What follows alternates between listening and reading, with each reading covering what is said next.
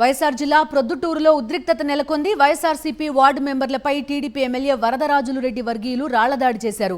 పోలీసుల సమక్షంలో మహిళలపై దౌర్జన్యం చేశారు.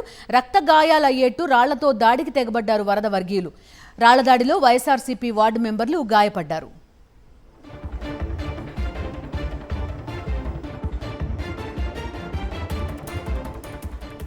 పూర్తి డీటెయిల్స్ అందిస్తారు మా కరెస్పాండెంట్ శ్రీనివాస్. చెప్పండి, చూస్తున్నాం వార్డు మెంబర్లపై ఏకంగా రాళ్లదాడి చేసిన పరిస్థితి ఏం జరుగుతోంది జిల్లాలో?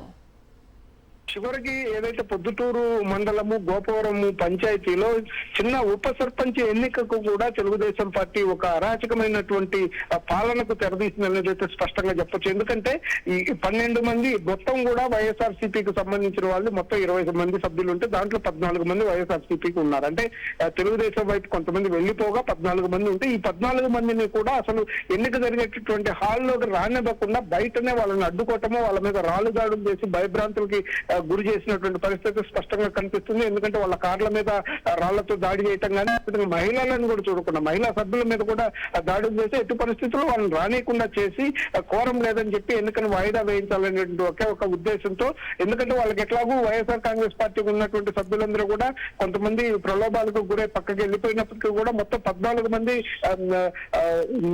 వైఎస్ఆర్ కాంగ్రెస్ పార్టీ వైపు దృఢంగా ఉన్నారు. దీంతో వాళ్ళని ఏమీ చేయలేని, వాళ్ళని తమ వైపు సామధాన దండోపాయాలతో బెదిరించైనా సరే వాళ్ళని లాక్కోలేని పరిస్థితులు ఉండటంతో ఇంకా ఎన్నికను వాయిదా వేయించాలని చెప్పి స్థానికంగా ఉన్నటువంటి ఎమ్మెల్యే వరదరాజు రెడ్డి పూర్తి స్థాయిలో తన బలాన్నంతా ఉపయోగించి వాళ్ళ మీద దాడులు చేయించడం కానీ అక్కడ ఎన్నిక జరగకుండా చేసేటువంటి ప్రయత్నం చేస్తున్నాం. ఉదయం నుంచి కూడా ఒక హైడ్రామా నడుస్తుంది. గోపవరం పంచాయతీలో చిన్న ఉప సర్పంచ్ ఎన్నిక కోసం ఇంత హైడ్రామాని ఎమ్మెల్యే స్థాయిలో నిర్వహిస్తున్నటువంటి పరిస్థితి స్పష్టంగా కనిపిస్తుంది. దాడులతో పాటు ఇప్పటి వరకు కూడా కోరము కానివ్వకుండా వైఎస్ఆర్ కాంగ్రెస్ పార్టీ సభ్యుల్ని లోపలికి వెళ్ళనివ్వకుండా ఇప్పటికీ కూడా అడ్డుకుంటున్నటువంటి పరిస్థితి కనిపిస్తుంది. Okay Srinivas, thank you.